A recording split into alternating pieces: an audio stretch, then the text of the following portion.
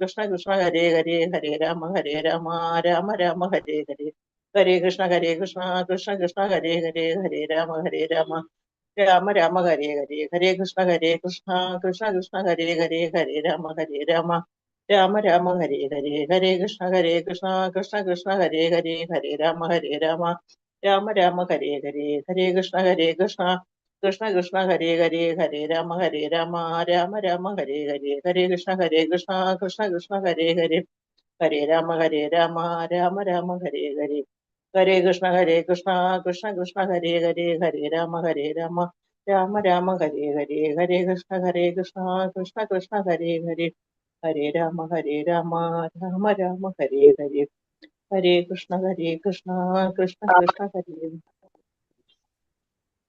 ഹരേ കൃഷ്ണ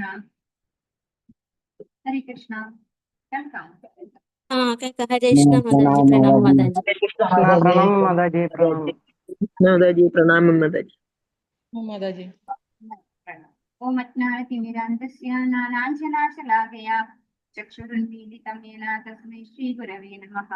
ശ്രീചൈതന്യമനോഭീഷ്ടം സ്ഥാപിതം യേന ഭൂതലേ സ്വയം രൂപകഥാമഹ്യം ദദാതി സ്വപദാന്തികം. വന്ദേഹം ശ്രീഗുരോ ശ്രീയുതപദകമലം ശ്രീഗുരുन् വൈഷ്ണവാംശ്ച ശ്രീരൂപം സാദരജാതം ഗണരഘുനാഥാന്വിതം തം സജീവം സാദ്വൈതം സാവധൂതം പരജനസഹിതം കൃഷ്ണചൈതന്യദേവം ശ്രീരാധാകൃഷ്ണപാദാൻ സഹഗണലളിതാ ശ്രീവിശാഖാന്വിതാംശ. നമോ വിഷ്ണുപാദായ കൃഷ്ണപൃഷ്ഠായ ഭൂതലേ ശ്രീമതേ ഭക്തിവേദാന്ത സ്വാമിനിധി നാമിനെ. നമസ്തേ സാരസ്വതേ ദേവേ ഗൗരവാണി പ്രചാരിണേ നിർവിശേഷ ശൂന്യവാദി പാശ്ചാത്യദേശധാരിണേ. വാഞ്ചാകൽപതരുഭ്യശ്ച കൃപാസിന്ധുഭ്യശ്ച പതിതാനാം പാവനേഭ്യോ വൈഷ്ണവേഭ്യോ നമോ നമഃ. ഹേ കൃഷ്ണ കരുണാ സിന്ധു ദീനബന്ധോ ജഗത്പതേ ഗോപേശ ഗോപികാ കാന്ത രാധാ കാന്ത നമോസ്തുതേ. തപ്ത കാഞ്ചന ഗൗരംഗി രാധേ വൃന്ദാവനേശ്വരി ശ്രീകാന്സുതേ ദേവി പ്രണമാമി ഹരിപ്രിയേ. ജയ ശ്രീ കൃഷ്ണ ചൈതന്യ പ്രഭു നിത്യാനന്ദ ശ്രീ അദ്വൈത ഗദാധര ശ്രീവാസാദി ഗൗര. ഹരേ കൃഷ്ണ കൃഷ്ണ കൃഷ്ണ ഹരേ ഹരേ ഹരേ രാമ രാമ രാമ ഹരേ ഹരേ. ശിഷ്യാദാ ഗോവിന്ദ് മന്ത്രിസ്കോൺ മൈക്രോവിന്റെ ക്ലാസ്സിലേക്ക് എല്ലാ ഭക്തന്മാർക്കും സ്വാഗതം. ഹരേ കൃഷ്ണ. ഓം നമോ ഭഗവതി വാസുദേവായ. ഓം നമോ ഭഗവതി വാസുദേവായ.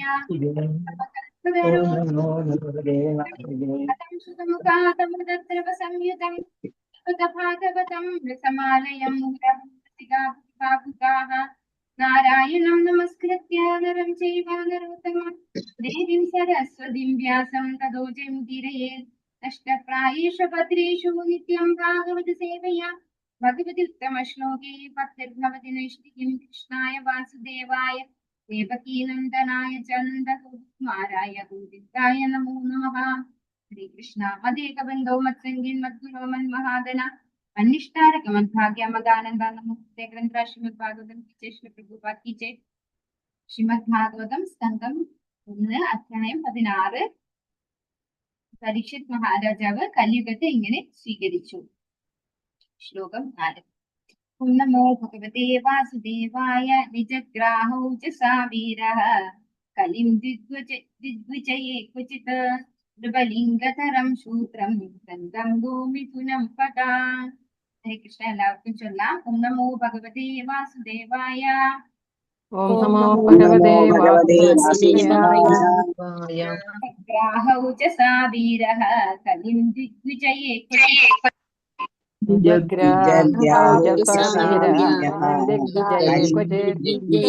ക്വചിത് നൃപലിംഗധരം ശൂദ്രം നന്ദം ഗോമിഥുനം പദാ.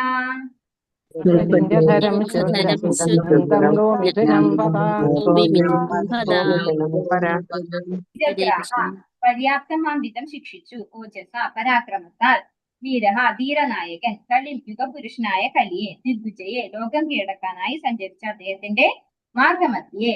ക്വചിത ഒരിക്കൽ. നൃപലിംഗധരം ഒരു രാജാവിന്റെ വേഷധാരിയായ ശൂദ്രൻ. ഘ്നന്തം ഉപദ്രവിക്കുന്ന. ഗോമിഥുനം ഒരു പശുവിനെയും കാളയെയും. പദ കാലിൽ. വർത്തനം ഭാവത്തം എസ് ഭക്തി വേദാന്ത സംശ്ല പ്രഭുവർത്തിച്ച്. ഒരിക്കൽ പരീക്ഷിത് മഹാരാജാവ് ദിഗ്വിജയത്തിനായി പോകുമ്പോൾ ശൂദ്രനേക്കാളും താഴ്ന്നവനായ കലിപുരുഷൻ ഒരു രാജാവിനെ പോലെ കപടവേഷം ധരിച്ചൊരു കാളയുടെയും പശുവിന്റെയും കാലിൽ ക്ഷതമേൽപ്പിച്ച് ദ്രോഹിക്കുന്നത് കാണാനിടയായി. ഉടൻ തന്നെ അദ്ദേഹം ഉചിതമായ ശിക്ഷ നൽകാനായി അവനെ പിടിച്ചടക്കി.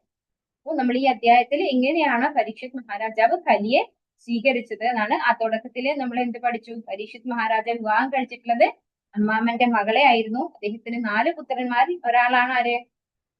ജനമേജയൻ അല്ലെ? ജനമേജയൻ അദ്ദേഹത്തിന്റെ 4 പുത്രന്മാരിൽ ഒരാളാണെന്ന് മനസ്സിലാക്കി. പിന്നെ എന്ത് മനസ്സിലാക്കി നമ്മൾ കഴിഞ്ഞ ശ്ലോകത്തില്? ഇവിടെ എന്ത് മനസ്സിലാക്കി കഴിഞ്ഞ ശ്ലോകത്തില്? അദ്ദേഹം 3 അശ്വമേധയാഗം നടത്തി അല്ലെ? 3 അശ്വമേധയാഗം നടത്തിയപ്പോ ഉണ്ടായിട്ടുള്ള പ്രത്യേകത എന്താണ്? സാധാരണ ജനങ്ങൾക്ക് പോലും ഭഗവാനെ നേരിട്ട് ദർശിക്കാൻ സാധിച്ചു എന്നാണ് പറയുന്നത്. അപ്പൊ ഇവിടെ അങ്ങനെ എല്ലാ യാഗങ്ങളൊക്കെ നടത്തി പരീക്ഷ ദിഗ്വിജയത്തിനായിട്ട് പോവായി. ദിഗ്വിജയം എന്ന് പറഞ്ഞാൽ എന്താണ്? എല്ലാ ലോകം കീഴടക്കുക, അതിനു വേണ്ടിയുള്ള യാത്ര. അതിനു വേണ്ടിയുള്ള യാത്രയില് ശൂദ്രനേക്കാളും താഴ്ന്നവനായ കലിപുരുഷൻ. അപ്പൊ കലിപുരുഷനെ ശൂദ്രനേക്കാളും താഴ്ന്നവനായിട്ടാണ് ഇവിടെ പറയുന്നത്. ഒരു രാജാവിനെ പോലെ കപട വേഷം ധരിച്ചപ്പോ ശൂദ്രനേക്കാളും താഴ്ന്നവൻ എന്ന് പറയാൻ കാരണം എന്തുകൊണ്ടാണ്? അദ്ദേഹത്തിന്റെ പ്രവൃത്തിയാണ് അല്ലെ? ഒരു ശൂദ്രനേക്കാൾ താഴ്ന്ന ഒരാളുടെ പ്രവൃത്തിയാണ് അദ്ദേഹം ചെയ്തത്. അദ്ദേഹം ഒരു രാജാവിനെ പോലെ വേഷം ധരിച്ചിരിക്കുന്നു. എന്നിട്ട് ചെയ്യുന്ന പ്രവൃത്തി എന്താണ്? കാളയുടെയും പശുവിന്റെയും കാലിൽ ക്ഷതമേൽപ്പിച്ച് ദ്രോഹിക്കുന്നത് കാണാനിടയായി. ഉടൻ തന്നെ അദ്ദേഹം ഉചിതമായ ശിക്ഷ നൽകാനായി അവനെ പിടിച്ചടക്കും. കലിയാണ് പിടിച്ചടക്കുന്നത്. വർത്തമേസി ഭക്തി വേദാന്ത സമിശ്ര പ്രഭുപാത്തിച്ചേ ലോകം കീഴടക്കാനുള്ള രാജാവിന്റെ പുറപ്പാടിന്റെ ഉദ്ദേശം സ്വന്തം പ്രതാപം വർദ്ധിപ്പിക്കുകയല്ല. സിംഹാസനാരൂഢനായ ശേഷം മഹാരാജാവ് പരീക്ഷിത്ത് ദിഗ്വിജയത്തിനായി പുറപ്പെട്ടു. എന്നാൽ അത് മറ്റു രാജ്യങ്ങളെ ആക്രമിക്കാൻ വേണ്ടിയായിരുന്നില്ല. അദ്ദേഹം ലോകത്തിന്റെ ചക്രവർത്തിയും എല്ലാ ചെറിയ രാജ്യങ്ങളും മുൻപേ തന്നെ അദ്ദേഹത്തിന്റെ ശാസനത്തിന് കീഴിലുമായിരുന്നു. ഈശ്വരഭക്തിയെ അടിസ്ഥാനമാക്കി രാജ്യത്തിൽ എപ്രകാരം ഒക്കെയാണ് കാര്യങ്ങൾ നടക്കുന്നതെന്ന് നേരിട്ടറിയുകയായിരുന്നു അദ്ദേഹത്തിന്റെ ഈ പുറപ്പാടിന്റെ ഉദ്ദേശം. രാജാവ് ഭഗവാന്റെ പ്രതിനിധിയാകിയാൽ ഭഗവദേച്ഛ യഥാവധി നിർവഹിക്കേണ്ടതാകുന്നു. അതിൽ സ്വന്തം പ്രതാപം വർദ്ധിപ്പിക്കുന്നതിന്റെ പ്രശ്നമേ ഉദിക്കുന്നില്ല. തരം താഴ്ന്ന ഒരുവൻ രാജാവിനെ പോലെ വേഷം ധരിച്ച് ഒരു പശുവിന്റെയും കാളയുടെയും കാലിൽ ക്ഷതമേൽപ്പിക്കുന്നത് കണ്ട പരീക്ഷിത്ത് മഹാരാജാവ് തൽക്ഷണം അയാളെ പിടികൂടുകയും ശിക്ഷിക്കുകയും ചെയ്തു. അപ്പോ ഇവിടെ പറയുന്നത് ദിഗ്വിജയം എന്ന് പറയുമ്പോൾ ലോകങ്ങളിൽ മുഴുവൻ തന്റെ അധീനതയിൽ വരുത്തുക എന്നാണ്. പക്ഷെ ഒരിക്കലും അത് തന്റെ പ്രതാപം വർദ്ധിപ്പിക്കാൻ വേണ്ടിയല്ല എന്നാണ് ഇവിടെ പറയുന്നത്. ഇന്നത്തെ കാലത്ത് നമ്മൾ ചിന്തിക്കുമ്പോൾ ഇതൊരു തെറ്റായ പ്രവൃത്തിയാണ്, നമ്മൾ അവിടെ ഇരുന്ന് ഭരിച്ചാൽ പോരെ എന്നുള്ളതായിരിക്കും നമ്മൾ ചിന്തിക്കുക. പക്ഷെ ഒരു ഭഗവാന്റെ പ്രതിനിധിയായിട്ടുള്ള ഒരു രാജാവ്, അദ്ദേഹം വളരെ സ്ട്രോങ് ആണ് അല്ലെ? അങ്ങനെയുള്ള ഒരു രാജാവിന് ഉള്ള പ്രത്യേകത എന്താണ്? എല്ലാവരും ഭഗവാന്റെ ഭക്തന്മാരാകണം, എല്ലായിടത്തും നീതിയും ന്യായവും സംസ്കാരവും ഒക്കെ നടന്നു പോകുന്നുണ്ട് എന്നുള്ളത് ഉറപ്പുവരുത്തുക എന്നുള്ളത് അദ്ദേഹത്തിന്റെ ഡ്യൂട്ടിയാണ് അല്ലെ? പരീക്ഷിത് മഹാരാജാവാണെങ്കിൽ ഭഗവാന്റെ ഒരു ശുദ്ധ ഭക്തനാണ്. അപ്പൊ എല്ലായിടത്തുള്ള ആളുകളും നല്ല രീതിയിൽ തന്നെ ജീവിക്കുന്നുണ്ടെന്ന് ഉറപ്പുവരുത്തുക എന്നുള്ള ഒരു ഉദ്ദേശത്തോടു കൂടിയാണ് അദ്ദേഹം ദിഗ്വിജയം നടത്തുന്നത്. അതിനുവേണ്ടിയാണ് ആ യാത്ര ചെയ്തത്. അല്ലാണ്ട് എന്നെ എല്ലാവരും റെസ്പെക്ട് ചെയ്യണം, എല്ലാ രാജ്യങ്ങളും എന്റെ അണ്ടറിൽ വരണം എന്ന ഒരു തെറ്റായ ഉദ്ദേശത്തോടു കൂടി ആയിരുന്നില്ല. ആ യാത്രയിലാണ് എന്ത് കാണുന്നത്? ഒരു താഴ്ന്ന ഒരാള്, തരം താഴ്ന്ന ഒരുവൻ രാജാവിനെ പോലെ വേഷം ധരിച്ച് പശുവിന്റെയും കാളയുടെയും കാലില് അടിക്കുകയാണ് ചെയ്യുന്നത്. ക്ഷതമേൽപ്പിക്കുന്നത് പരീക്ഷിത് മഹാരാജാവ് കാണുന്നു. അദ്ദേഹത്തെ ശിക്ഷിക്കുകയും ചെയ്തു. ഏറ്റവും ശ്രേഷ്ഠ മൃഗമായ പശുവിനെ അപമാനിക്കുന്നതോ ഏറ്റവും പ്രാമുഖ്യമുള്ള വ്യക്തിയായ ബ്രാഹ്മണനെ അനാദരിക്കുന്നതോ രാജാവ് ക്ഷമിക്കുകയില്ല. മാനവ സംസ്കാരം എന്നാൽ ബ്രാഹ്മണീയ സംസ്കാരത്തെ അഭിവൃദ്ധിപ്പെടുത്തുന്നതാണ്. അതിനെ നിലനിർത്താനാകട്ടെ ഗോസംരക്ഷണം അത്യന്താപേക്ഷിതമാണ്. അപ്പൊ ഗോസംരക്ഷണവും ബ്രാഹ്മണ സംരക്ഷണവും ഇത് രണ്ടും അത്രയും ഇമ്പോർട്ടന്റ് ആയിട്ടുള്ളതാണ് ഏതൊരു രാജ്യത്തിലും. അതൊരു രാജാവ്, യഥാർത്ഥത്തിലുള്ള ഒരു രാജാവ് ഒരിക്കലും അത് ടോളറേറ്റ് ചെയ്യില്ല. നമുക്കറിയാം ഭഗവാനെ എങ്ങനെയാണ് നമ്മൾ നമോ ബ്രഹ്മണ്യ ദേവായ ഗോബ്രാഹ്മണ ഹിതായ ച അല്ലെ? ഭഗവാന്റെ ഇത് ചൊല്ലുമ്പോൾ നമ്മള് പ്രണാമ മന്ത്രം ചൊല്ലുമ്പോൾ നമ്മൾ ഇത് ചൊല്ലാറുണ്ട്. എല്ലാവരും ഫുഡ് ഓഫർ ചെയ്യുന്നവരുണ്ടെങ്കിൽ നമ്മൾ ഇത് ചൊല്ലിക്കൊണ്ടാണ് ഭഗവാൻ ഓഫർ ചെയ്യുന്നത് അല്ലെ? നമോ ബ്രാഹ്മണ്യ ദേവായ ഗോബ്രാഹ്മണ ഹിതായ ജഗദ്ഹിതായ ഗോവിന്ദായ നമോ നമഃ. ഇത് ചൊല്ലിക്കൊണ്ടാണ് നമ്മൾ ഭഗവാൻ ഓഫർ ചെയ്യുന്നത്. അപ്പൊ ഭഗവാൻ പശുവിനെയും ബ്രാഹ്മണനെയും സംരക്ഷിക്കുന്ന ആളാണ് ഭഗവാൻ. ആ ഭഗവാന്റെ ഇച്ഛ സംരക്ഷിക്കുന്ന ആളാണ് ആര്? ഒരു യഥാർത്ഥ രാജാവ്. ഒരു കാരണവശാലും ഒരു പശുവിനെയും ബ്രാഹ്മണനെയും നിന്ദിക്കുന്നത് അല്ലെങ്കിൽ ഉപദ്രവിക്കുന്നത് ടോളറേറ്റ് ചെയ്യില്ല. മാനവ സംസ്കാരം എന്നാൽ ബ്രാഹ്മണീയ സംസ്കാരത്തെ അഭിവൃദ്ധിപ്പെടുത്തുന്നതാണ്. അതിനെ നിലനിർത്താനാകട്ടെ ഗോസംരക്ഷണം അത്യന്താപേക്ഷിതമാണ്. പാലിന് ഒരു അത്ഭുത ഗുണമുണ്ട്. അതിൽ ഉന്നത ലക്ഷ്യങ്ങളെ കൈവരിക്കുവാനായി മനുഷ്യന്റെ ആരോഗ്യ സംരക്ഷണത്തിന് ആവശ്യമായ എല്ലാ അവശ്യ പോഷകങ്ങളും അടങ്ങിയിട്ടുണ്ട്. സത്വഗുണം വളർത്തിയെടുക്കാൻ മനുഷ്യൻ അഭ്യസിക്കപ്പെടുമ്പോൾ മാത്രമാണ് ബ്രാഹ്മണീയ സംസ്കാരം അഭിവൃദ്ധിപ്പെടുന്നത്. അതിന് പാലും പഴങ്ങളും ധാന്യങ്ങളും കൊണ്ട് തയ്യാറാക്കിയ ഭോജ്യവസ്തുക്കളുടെ പ്രധാന ആവശ്യകതയുണ്ട്. ഒരു കറുത്ത ശൂദ്രൻ രാജാവിനെ പോലെ കപട വേഷം ധരിച്ച് മാനവ സമൂഹത്തിലെ ഏറ്റവും പ്രാധാന്യമുള്ള മൃഗമായ പശുവിനെ ദ്രോഹിക്കുന്നത് ദർശിച്ച പരീക്ഷിത് മഹാരാജാവ് അമ്പരന്ന് പോയി. ഈ പശുവിന്റെ പാല് കൊണ്ടുള്ള ഒരു പ്രത്യേകത നമ്മള് സ്വതവേ എല്ലാവരും ശ്രദ്ധിച്ചിട്ടുണ്ടാവും. അമ്പലങ്ങളിൽ പോയി കഴിഞ്ഞാല് നെയ്യ് ഉപയോഗിച്ചിട്ട്, അരി ഉപയോഗിച്ചിട്ട്, അതുപോലെ പാൽ ഉപയോഗിച്ചിട്ടൊക്കെ പായസം, ഭഗവാന് നിവേദ്യം ഇപ്പൊ നമ്മൾ എല്ലാവരും കാണുന്നതാണ് അല്ലെ. ഏതൊരു അമ്പലത്തിൽ പോയാലും ഈ 3 കാര്യങ്ങളും മാൻഡേറ്ററി ആയിട്ടുള്ളത്. ഒന്ന് പാല്, പിന്നെ ഒന്ന് നെയ്യ് അല്ലെ, പിന്നെ അരി. ഇത് 3ഉം നമ്മള് ഉപയോഗിക്കുന്നതാണ്. അപ്പൊ ഇതിലൊക്കെ നമുക്ക് ആവശ്യത്തിനുള്ള പോഷകങ്ങളുണ്ട്. അതുകൊണ്ട് തന്നെ ഇത് വളരെ ഇമ്പോർട്ടന്റുമാണ് നമ്മുടെ ഭക്ഷണത്തിലും എല്ലാത്തിലും ഉൾപ്പെടുത്തേണ്ടത്. ഇന്നത്തെ കാലത്ത് എല്ലാം വളമിട്ടും അതുപോലെ എല്ലാം എന്താ പറയാ മോശമായിട്ട് ഉണ്ടാക്കുന്നത് കൊണ്ട് പാല് പോലും കവറിലുള്ള പാലാണ് നമുക്ക് കിട്ടുന്നത് അല്ലെ. അത് ശരിക്കും പശുവിന്റെ പാലാണെന്ന് ഉറപ്പില്ല. അത് ഈ കലികാലത്തിന്റെ ഒരു പ്രത്യേകതയാണ്. എന്നിരിക്കലും ശരിയായ പാലും പഴങ്ങളും ധാന്യങ്ങളും ഒക്കെ എന്താണ് മനുഷ്യന്റെ ബുദ്ധി വികാസത്തിന് ആവശ്യമുള്ളത് തന്നെയാണ്. അപ്പൊ അതൊക്കെ തരുന്നത് ആരാണ്? പശുവാണ് അല്ലെ. പശുവിൽ നിന്നാണ് നമുക്ക് പാല്, നെയ്യ്, തൈര് ഒക്കെ നമുക്ക് ലഭിക്കുന്നത് പശുവിൽ നിന്നാണ്. അപ്പൊ പശു എന്ന് പറയുന്നത് ഒരു ഇമ്പോർട്ടന്റ് ആയിട്ട് സംരക്ഷിക്കപ്പെടേണ്ടതായിട്ടുള്ള ഒരു മൃഗമാണ്. അങ്ങനെയുള്ള പശുവിനെ ദ്രോഹിക്കുന്നത് കാണുകയാണ് പരീക്ഷിത് മഹാരാജാവ്. ദുർഭരണവും കലഹവും കലിയുഗ ലക്ഷണങ്ങളാണ്.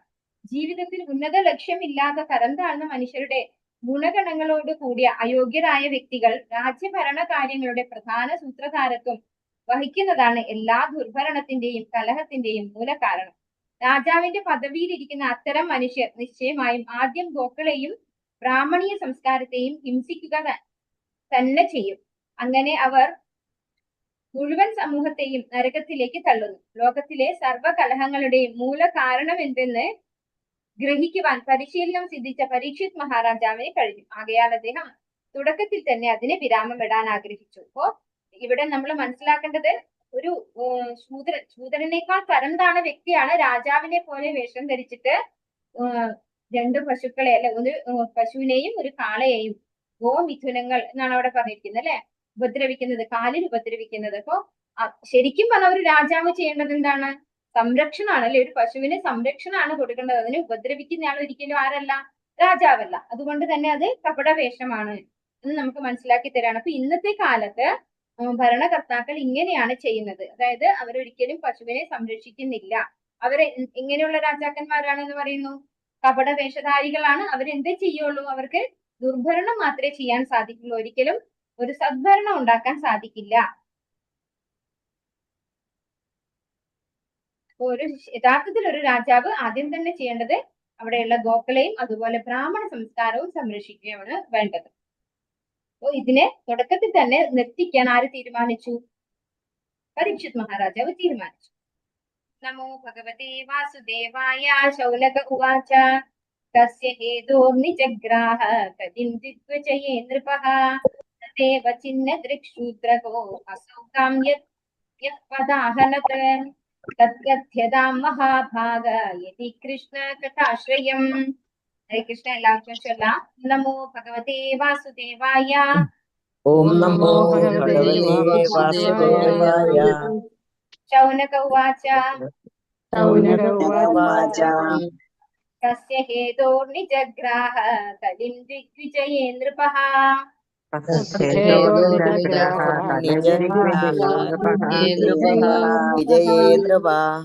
ഹൃദേവ ഛിന്നദൃക്ശൂദ്രകോ അസൗ കാമ്യഃ പദാഹനത്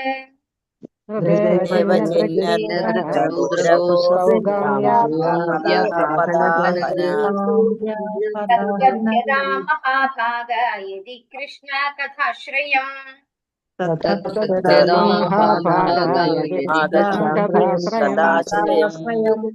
ഹരേ കൃഷ്ണ. ശൗനക ഉവാച. ശൗനക ഋഷി പറഞ്ഞു, തസ്യ എന്തിനു വേണ്ടി, ഹേതുഹോ കാരണം, നിജഗ്രാഹ ഉചിതമായി ശിക്ഷിച്ചു, കലിപുരുഷനെ, ദിഗ്വിജയെ ലോകപര്യടന വേണ്ടി, നൃപഃ രാജാവ്, ദേവ രാജകീയ വ്യക്തി, ചിന്നദൃക് പോലെ വേഷം ധരിച്ച്, ശൂദ്രക ശൂദ്രരിൽ ഏറ്റവും താഴ്ന്ന, അസൗ അവൻ, ഗാം പശു, യാതൊരുവൻ കഥാ അഹന പാലിൽ പ്രഹരിച്ചു കഥയെല്ലാം ദയവായി വിവരിച്ചാലും. മഹാഭാഗ അല്ലയോ മഹാഭാഗ, അതിയായ ഭാഗ്യമുള്ള. യതി അങ്ങനെയാണെങ്കിൽ കൃഷ്ണനെ സംബന്ധിച്ച കഥാ ആശയം അവിടുത്തെ സംബന്ധിക്കുന്ന വിഷയങ്ങളെ കുറിച്ച് വർത്തനം ഭാവാർത്ഥം എസി ഭക്തി വേദാന്ത സംശയ പ്രഭാത്തിച്ച് ശൗനക ഋഷി ഇപ്രകാരം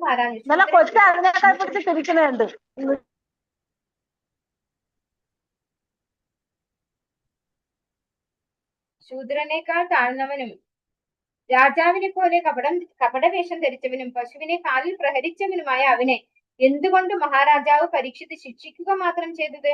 അവയെല്ലാം ശ്രീകൃഷ്ണ ഭഗവാനുമായി ബന്ധപ്പെട്ട വിഷയങ്ങളാണെങ്കിൽ ദയവായി വിവരിച്ചാലും. ശൗനക മഹർഷി ചോദിക്കുന്നത് എന്താണ്? വളരെ ശൂദ്രനേക്കാൾ താഴ്ന്ന നിലവാരത്തിലുള്ള എന്നാൽ ഒരു കപട രാജാവിനെ പോലെ വേഷം ധരിച്ചു വന്നിട്ടുള്ള ആള് ചെയ്ത പ്രവൃത്തി എന്താണ്? പശുവിനെയാണ് ദ്രോഹിക്കുന്നത് അല്ലെ, അതിന്റെ കാലിൽ പ്രഹരിക്കുകയാണ് ചെയ്തത്, അടിക്കുകയാണ് ചെയ്യുന്നത്. അങ്ങനെയുള്ള ഒരു ആളിനെ എന്തുകൊണ്ട് പരീക്ഷിത് മഹാരാജാവ് ശിക്ഷിക്കുക മാത്രം ചെയ്തു, എന്തേ കൊന്നു കളഞ്ഞില്ല എന്നാണ് ആര് ചോദിക്കുന്നത്? ശൗനക മഹർഷിമാര് ചോദിക്കുന്നത്. അദ്ദേഹം വധാർഹനാണ്. ഒരിക്കലും പശുവിനെ ദ്രോഹിക്കുന്ന ഒരാളിനെ ജീവനോടെ നിർത്തേണ്ട കാര്യമില്ല. പരീക്ഷിത് മഹാരാജാവാണെങ്കിൽ നല്ല സ്ട്രോങ് ആയിട്ടുള്ള ഒരു രാജാവ്, ഭഗവാന്റെ ശുദ്ധ ഭക്തനാണ്. അദ്ദേഹം ശരിക്കും അദ്ദേഹത്തെ വധിക്കേണ്ടതല്ലേ? എന്തുകൊണ്ടാണ് അദ്ദേഹത്തെ ശിക്ഷിക്കുക മാത്രം ചെയ്തു? അതൊക്കെ ഭഗവാനുമായി ബന്ധപ്പെട്ട വിഷയങ്ങളാണെങ്കിൽ മാത്രം എനിക്ക് ദയവായി വിവരിച്ചു തന്നാലും എന്നാണ് സുത ഗോസ്വാമിയോട് ശൗനകാദി മഹർഷിമാര് പറയുന്നത്. അപ്പൊ എല്ലാം ഭഗവാനുമായിട്ട് ബന്ധപ്പെടുത്തിയാണെങ്കിൽ മാത്രമാണ് എന്ത് വരുന്നത്?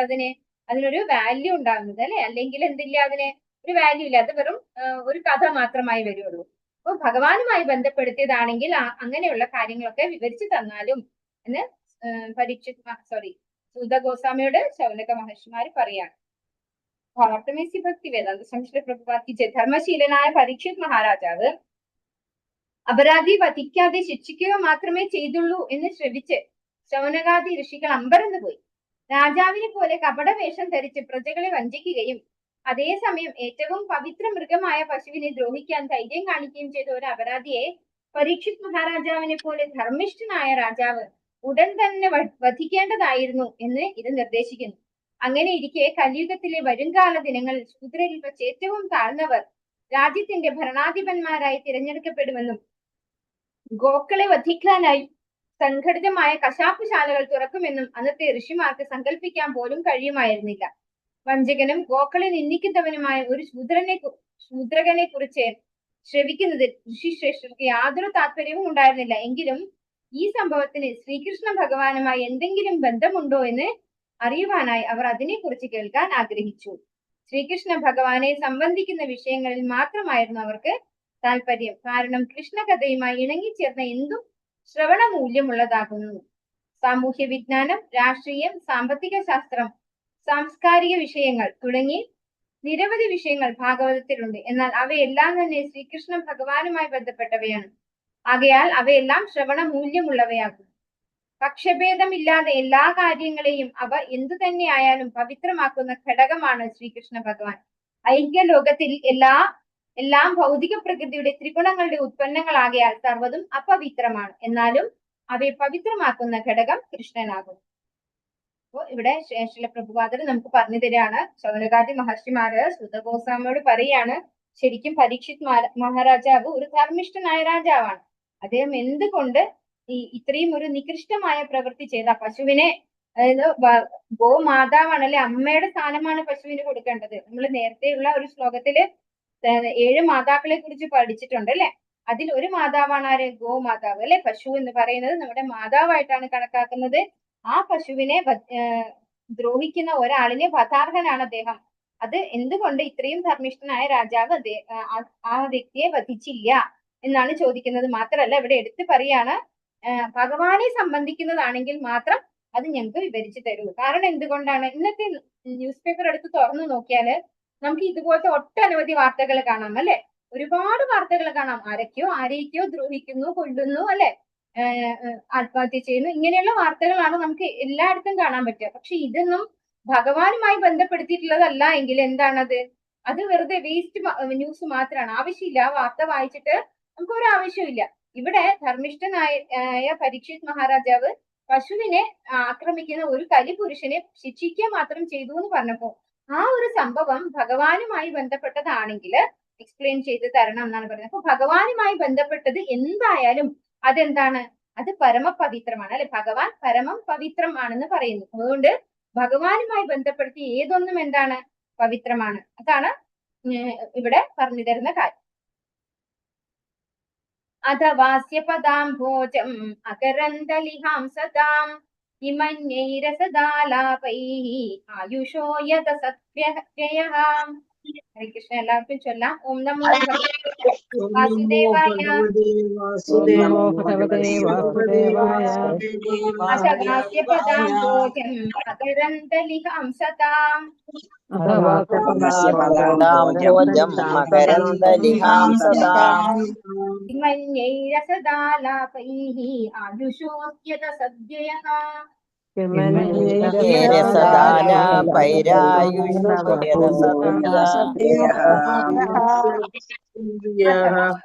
അഥവാ അല്ലാത്ത പക്ഷം അസ്യ അവിടുത്തെ ശ്രീകൃഷ്ണ ഭഗവാന്റെ പദ അംബോജ പാദ അംബുജങ്ങൾ മകരന്ദ ലിഹാം അപ്രകാരമുള്ള താമരപ്പൂവിൽ നിന്നും തേൻ നുകരുന്നവർ സദാം സനാതനമായി നിലനിൽക്കുന്നവരുടെ കിം അന്യേ മറ്റെന്തിന്റെയെങ്കിലും പ്രയോജനം എന്താണ്, അസത് മായികമായ ആ ലാഭൈഹി വിഷയങ്ങൾ, ആയുഷഹ ആയുസിന്റെ, യത് യാതൊന്ന്, അസത്യേഹ ജീവിതം അനാവശ്യമായി പാഴാക്കലാണ്.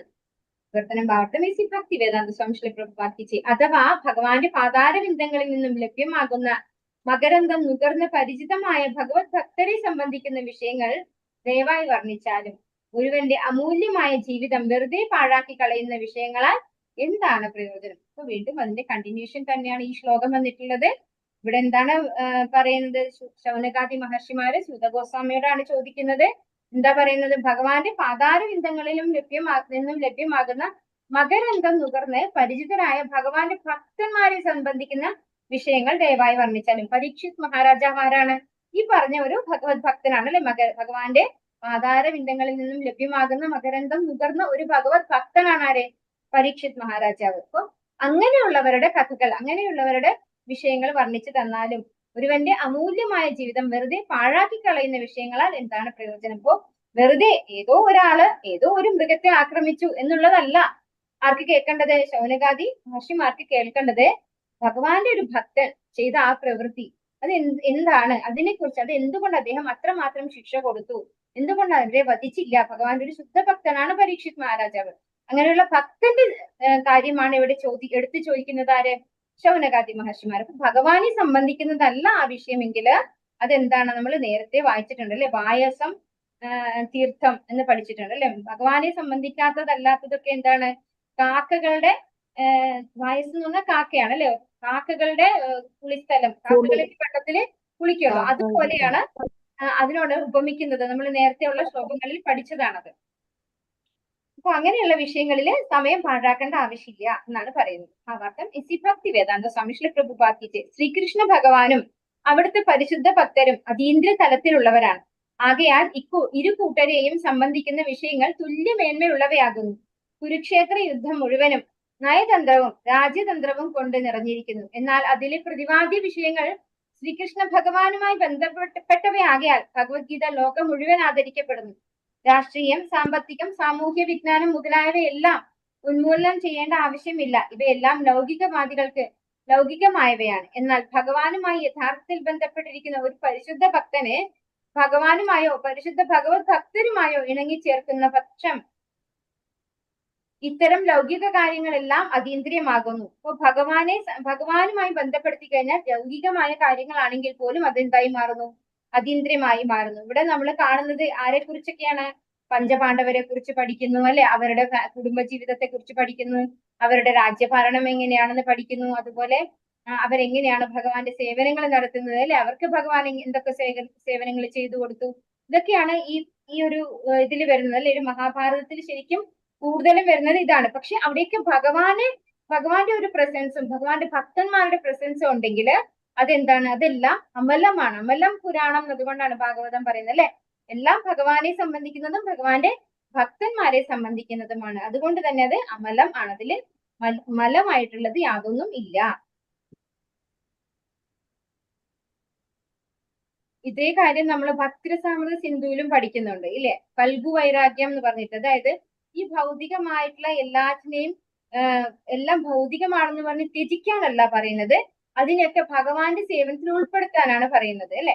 നമ്മൾക്ക് ഫോർ എക്സാമ്പിൾ പറയുകയാണെങ്കിൽ നമ്മുടെ മൊബൈൽ ഫോൺ, ലാപ്ടോപ്പ്, ഇതൊക്കെ എന്തിനു വേണ്ടിയിട്ടുള്ളതാണ് ശരിക്കും?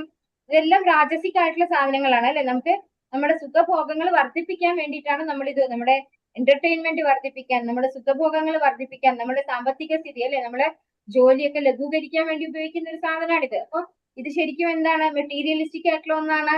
അതുപോലെ നമ്മുടെ രാജസികമായിട്ടുള്ള ഒരു ഉപയോഗത്തിന് വേണ്ടിയിട്ടുള്ള സാധനങ്ങളാണ്. പക്ഷെ ഇതേ സാധനങ്ങള് നമ്മൾ ഡിവോഷന് വേണ്ടിയിട്ട് ഉപയോഗപ്പെടുത്തുമ്പോൾ അതെന്തായി മാറുന്നു? ആ മെറ്റീരിയൽ എന്നുള്ളതിൽ നിന്നത് എറ്റേണൽ ആയിട്ട് അല്ലെ, ആധ്യാത്മികമായിട്ട് മാറുകയാണ് ചെയ്യുന്നത്. അതാണ് ഇവിടെ പറയുന്നത്. ഏതൊരു കാര്യവും ഭഗവാനുമായി ബന്ധപ്പെടുത്തി കഴിഞ്ഞാൽ അത് അതീന്ദ്രിയമായിട്ട് മാറുന്നു. പാണ്ഡവരുടെ പ്രവർത്തനങ്ങളെ കുറിച്ച് നാം ശ്രവിക്കുകയും സംസാരിക്കുകയും ചെയ്തു. ഇപ്പോൾ നാം പരീക്ഷിത് മഹാരാജാവിനെ സംബന്ധിക്കുന്ന വിഷയങ്ങളിൽ ശ്രദ്ധ പതിപ്പിക്കുന്നു. പക്ഷേ ഇവയെല്ലാം തന്നെ ശ്രീകൃഷ്ണ ഭഗവാനുമായി ബന്ധപ്പെട്ട വിഷയങ്ങളാകയാൽ അതീന്ദ്രിയമായവയാകുന്നു. മാത്രവുമല്ല അവയെക്കുറിച്ചെല്ലാം ശ്രവിക്കുന്നതിൽ ശുദ്ധ ഭക്തർക്ക് അതിയായ താല്പര്യമുണ്ട്. ഈ വിഷയത്തെക്കുറിച്ച് ഭീഷ്മദേവന്റെ പ്രാർത്ഥനകളുമായി ബന്ധപ്പെട്ട ഭാഗത്തെ മുമ്പ് തന്നെ വ്യക്തമാക്കിയിട്ടുണ്ട്.